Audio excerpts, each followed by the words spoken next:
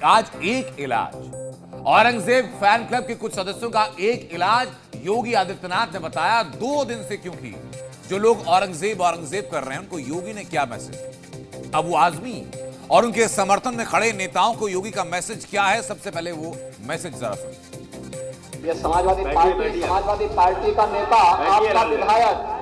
आपका विधायक घोषणा करो ना, उस कमबख्त को निकालो पार्टी से और उसको एक बार यूपी भेज दीजिए, बाकी उपचार हम अपने आप करवा लेंगे। दुर्भाग्य है कि इन्होंने आदर्श किसको माना है, यानी औरंगजेब को अब ये लोग अपना आदर्श मान रहे हैं। तो 48 घंटों से देश भर में औरंगजेब पर बहस छिड़ी। ये समझने वाली बात यह कि औरंगजेब से प्रेम कहीं ना कहीं एक पॉलिटिकल गेम भी है। आप औरंगजेब को क्रूर शासक नहीं मानते हैं? नहीं, मैं नहीं मानता। दुर्भाग्य है कि इन्होंने आदर्श किसको माना है, औरंगजेब को। औरंगजेब के शासनकाल के अंदर सबसे ज्यादा मंत्री हिंदू थे। जिस तरीके से अबू आजमी को सस्पेंड किया, उसी तरीके से औरंगजेब की कब्र है उसे उखाड़ के ये महाराष्ट्र से बाहर कीजिए। योगी आदित्यनाथ का बयान सुनने के बाद ऐसा लग नहीं रहा है कि वो किसी एक राज्य के मुख्यमंत्री, जो एक संवैधानिक पद के ऊपर बैठा हुआ शख्स है, वो बात कर रहा है। 318 साल पहले जो शख्स अल्लाह को प्यारा हो गया, उसे लेकर अबू आजमी साहब ने अपना प्रेम जाहिर कर दिया। आजमी साहब के बयान को लेकर महाराष्ट्र में जमकर बवाल हुआ। आज उन्हें सदन से सस्पेंड भी कर दिया गया, लेकिन देखते ही देखते ये विवाद पैन इंडिया हो गया, यानी देश भर में इस पर सियासत शुरू हो गई। तो भाई मैं अपने पूरे स्टेटमेंट को वापस लेता हूँ।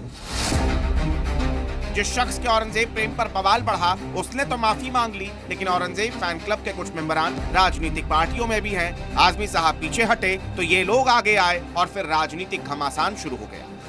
जो औरंगजेब को अपना सो कॉल्ड फादर बुलाते हैं, उनको भी सबक सीखनी चाहिए कि महाराष्ट्र में औरंगजेब की नहीं, यहाँ पर छत्रपति शिवाजी महाराज के विचार चलेंगे। मैं सिर्फ इतना समझती हूँ और इतना ही मेरा कहना है कि एक शासक का कोई धर्म नहीं होता।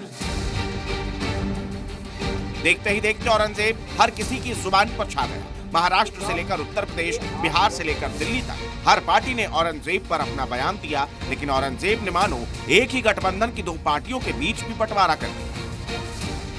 औरंगजेब के उदात्तीकरण की बात होती है। बदमाश वो औरंगिया जिसने महिलाओं पे अत्याचार किया, अपने बाप को तक नहीं छोड़ा। कोई अगर अपनी विचारधारा के हिसाब से किसी राजा को जालिम बताने की कोशिश करेगा, अगर इतिहास उसका साथ नहीं दे रहा तो हम तो नहीं साथ दे सकते। हमारी नजर में औरंगजेब आलमगीर एक राजा थे। एनडीए गठबंधन का रुख आपने देखा, अब जरा औरंगजेब पर इंडिया का हाल देखिए। औरंगजेब को उस चश्मे से देखने की जरूरत, जिस चश्मे से आप दिखा रहे हैं, वो इतिहास के अंदर नहीं है। वो आपका गढ़ा हुआ इतिहास है। सच्चाई दिखाइए। अबू आजमी को निलंबित किया गया है, परमानेंटली करना चाहिए।